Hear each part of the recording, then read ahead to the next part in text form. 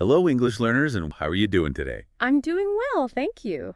Excited to chat about English learning today. Me too. Yeah. You know, in my experience, one of the trickiest things about learning English is making that leap from understanding to actually speaking. Have you noticed that too? Absolutely. It's incredibly common. Many learners find they can read articles, watch movies, maybe even understand a podcast like this one, but when it comes to speaking themselves, it's like hitting a wall. Exactly. So let's try to break down that wall today. And to start, why do you think this happens? Why is speaking so much harder than understanding? Well, think about it like learning any new skill. Let's say you want to learn to play the piano. Okay. You can listen to beautiful piano music for hours, understand the melody, but that won't magically make your fingers dance across the keys. That's a great analogy. Yeah.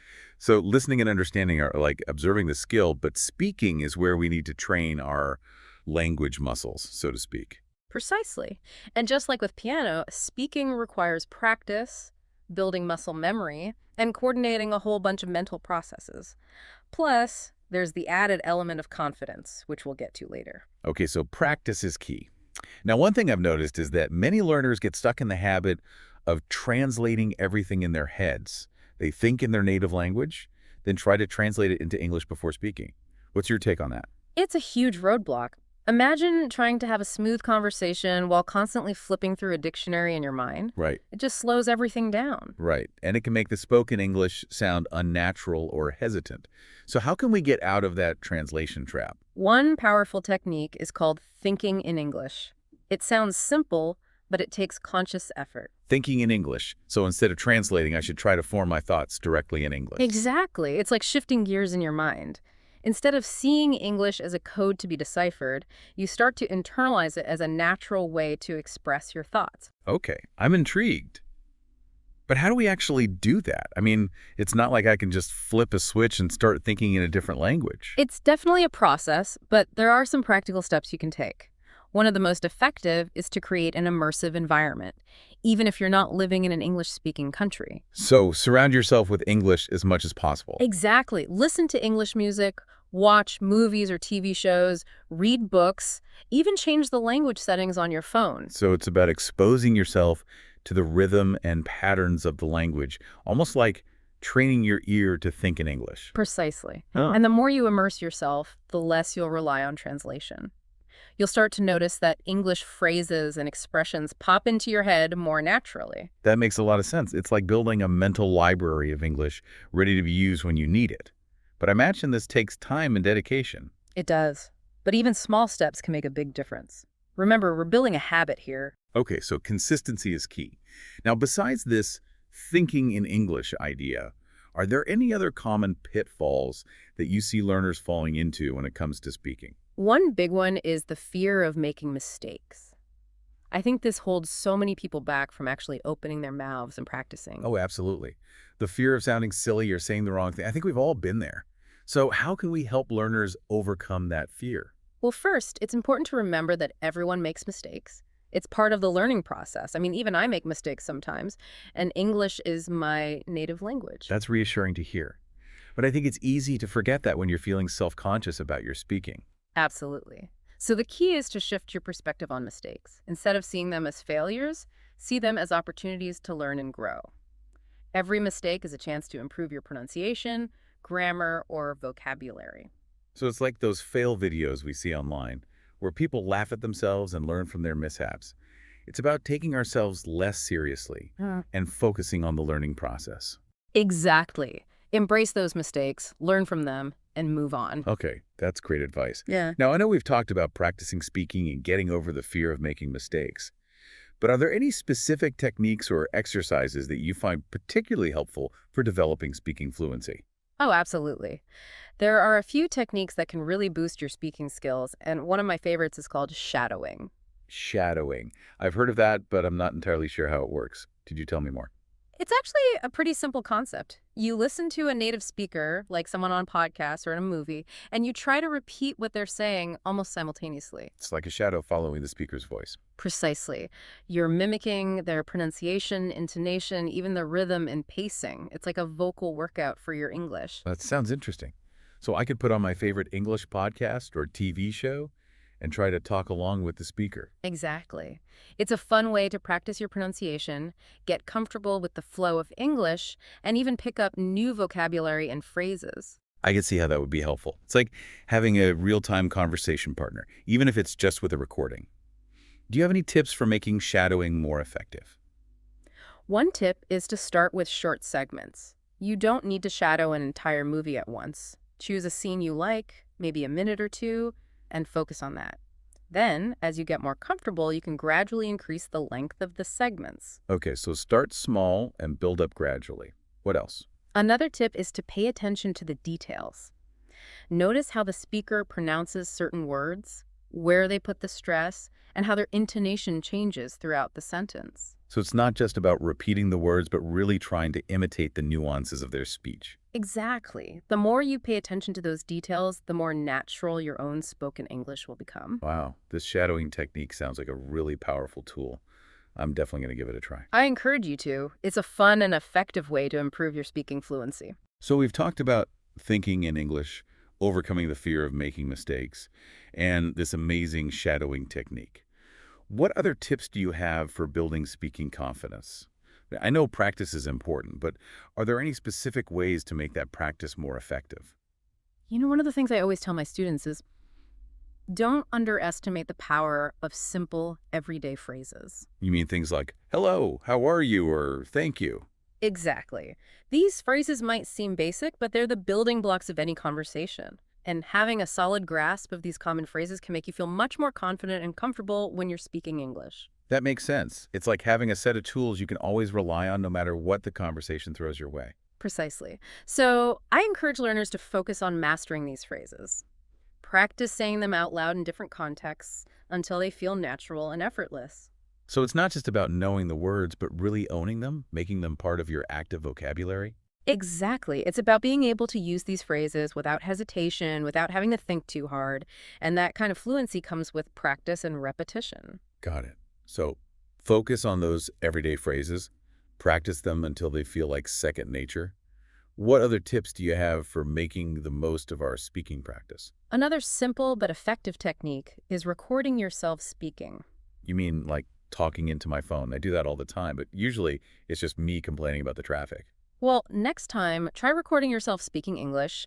Maybe choose a topic you're interested in or even read a short article aloud. Then listen back to the recording and pay attention to your pronunciation, fluency, and overall clarity. That's a great idea. That's like having your own personal language coach in your pocket. Exactly, and it can be really eye-opening. You might be surprised by what you hear, both good and bad. I can imagine. It's like seeing yourself from a different perspective.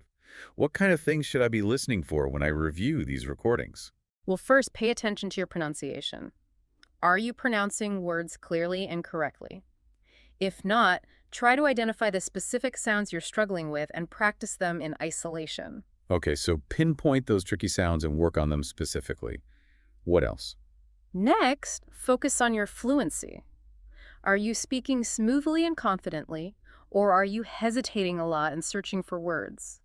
If you're stumbling, try to practice those phrases or sentences more until they flow more naturally. So it's about identifying those areas where I'm getting stuck and smoothing them out with more practice. Precisely. And don't be afraid to experiment. Try different intonations, different speeds, different ways of expressing yourself. It's about playing with the language and finding what feels most comfortable and natural for me. Exactly. The more you experiment, the more confident and expressive you'll become as a speaker. This is all so helpful. I feel like we're giving our listeners a real toolbox for improving their speaking skills. I hope so. And remember, the most important thing is to be consistent with your practice. Even a few minutes each day can make a huge difference over time. Consistency is key. Now, before we wrap up this part of our chat, I want to touch on a few key vocabulary words that we've been using. Great idea. Vocabulary is the foundation of any language. First up, we have the word fluent. It seems like everyone wants to be fluent in English, but what does that really mean? Well, fluency is about being able to communicate your ideas smoothly and effortlessly without having to pause or search for words. It's about feeling comfortable and confident in your ability to express yourself in English. So it's not just about knowing a lot of words, but being able to use them effectively in real-time conversation. Exactly. It's about having that natural flow of language where you can speak without having to overthink every word or grammar rule. That makes sense. And it sounds like achieving fluency is a journey, not a destination. Absolutely. It's a process of continuous learning and improvement. Well, this has been so insightful. We've covered a lot of ground today, from the importance of thinking in English to embracing mistakes and using techniques like shadowing to build fluency. I'm already feeling more motivated to practice. That's great to hear. And remember, the most important thing is to enjoy the journey.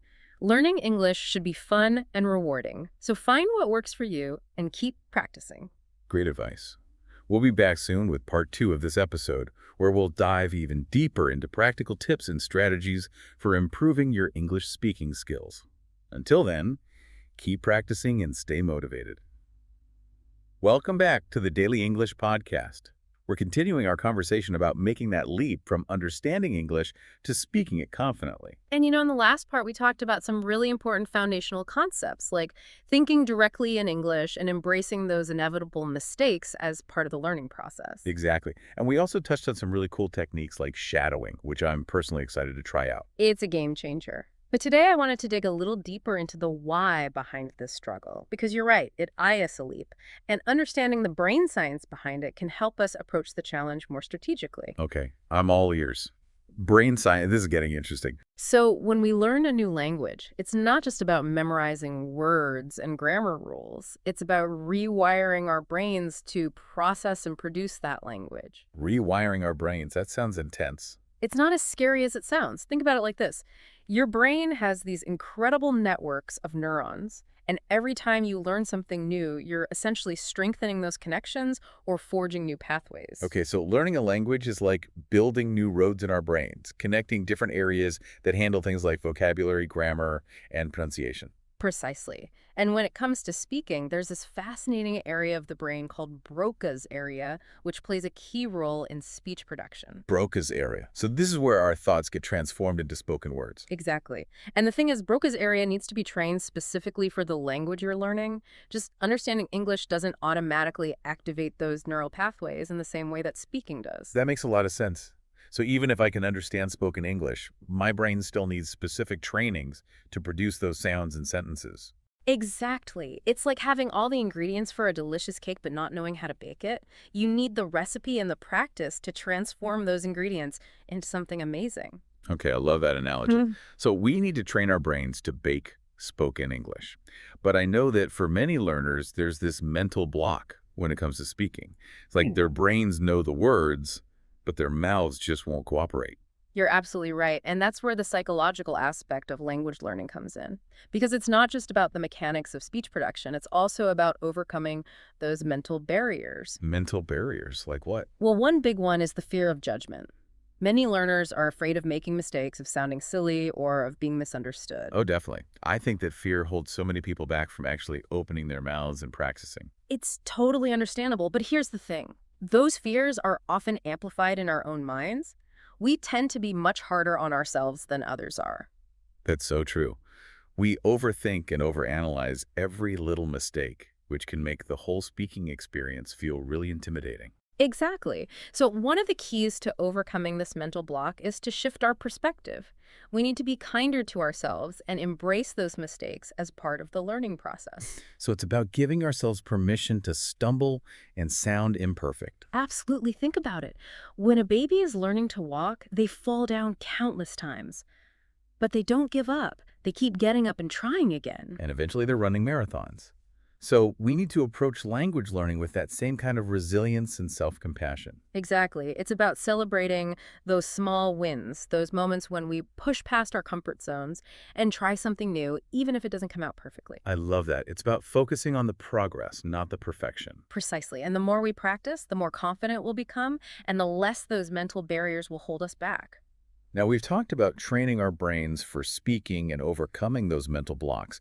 But are there any specific techniques or exercises that you find helpful for actually getting those words flowing more naturally? Oh, absolutely. There are tons of fun and effective techniques out there, but one that I found particularly helpful, especially for learners who struggle with hesitancy, is something called chunking. Chunking, what's that? It's a technique where you break down sentences or phrases into smaller, more manageable chunks. Instead of trying to memorize or produce a whole sentence at once, you focus on mastering those smaller pieces first. Okay, so instead of trying to say, I would like to order a cup of coffee, please. All in one go, I might break it down into I would like to order a cup of coffee, please. Exactly. You're essentially creating building blocks that you can then put together to form more complex sentences. So it's like building a tower with Lego bricks. You start with those smaller pieces and gradually build up to something bigger and more impressive. That's a great way to put it. And the beauty of chunking is that it helps reduce cognitive overload. When you're focusing on those smaller chunks, it feels less overwhelming, and you're more likely to speak with fluency and confidence. That makes a lot of sense. It's about breaking down the complexity of language into bite-sized pieces that our brains can process more easily. Precisely. And the more you practice chunking, the more natural it will become to string those chunks together into longer, more fluent sentences. I can already see how this would be helpful, especially for learners who feel intimidated by speaking in complete sentences. Absolutely. It's a great way to build confidence and reduce anxiety. So we've talked about chunking, but I know there's another technique that you're a big fan of. Shadowing. Ah, yes. Shadowing is like a secret weapon for language learning. It's one of the most effective ways to improve your pronunciation, intonation, and overall fluency. We touched on it briefly in the last part, but could you remind us how it works? Sure. It's really simple. You find a piece of audio or video in English, something you enjoy listening to, and you try to speak along with the speaker, mimicking their pronunciation and rhythm as closely as possible. So like having a real-time conversation partner, even if it's just with a recording. Exactly. And the key is to really focus on those details. Notice how the speaker pronounces certain words, where they put the stress, and how their intonation changes throughout the sentence. So it's not just about repeating the words, but really trying to embody their way of speaking. Precisely. The more you pay attention to those subtle nuances, the more natural your own spoken English will sound. I'm definitely going to try this. It sounds like a fun and engaging way to practice. Any tips for making shadowing more effective? One tip is to choose material that's slightly above your current level. You want it to be challenging, but not so difficult that you get discouraged. Okay, so something that stretches my abilities but doesn't feel completely overwhelming. What else? Another tip is to break down the material into smaller chunks. You don't need to shadow an entire movie or podcast episode at once. Start with a few sentences or a short paragraph and gradually work your way up to longer segments. So start small and build up gradually. That seems to be a recurring theme in language learning. It's true. Consistency and gradual progress are key. And one more tip for shadowing. Don't be afraid to record yourself and listen back. It can be really helpful to hear how you sound and identify areas where you can improve. That's a great idea. It's like having your own personal language coach in your pocket. Exactly. And the more you practice shadowing, the more you'll start to internalize those sounds and rhythms of English, and the more natural your own speaking will become. This is also helpful. I'm already feeling more motivated to practice my speaking skills, but I know that for many learners, speaking in real-life situations can still feel intimidating. Absolutely. Stepping outside of your comfort zone and speaking English in the real world can be nerve-wracking, but it's also one of the most rewarding aspects of language learning. So how can we bridge that gap between practicing in isolation and actually using our speaking skills in real-life conversations? Well, one of the best ways is to create opportunities for meaningful interaction in English. And that doesn't necessarily mean traveling to an English-speaking country. There are plenty of ways to do this right where you are. Okay, I'm intrigued. Give me some examples. Well, for starters, think about your hobbies and interests. Are there any groups or activities in your community where you could use English? So if I love to cook, maybe I could join a cooking class taught in English. Or if I'm a movie buff, I could join a film discussion group. Exactly. It's about finding those natural contexts where you can practice your speaking skills in a way that's fun and engaging. That makes so much sense. It's about connecting your passion with your language learning goals. What other options are there for finding speaking opportunities? Well, in this digital age, we have access to a whole world of language learning resources online.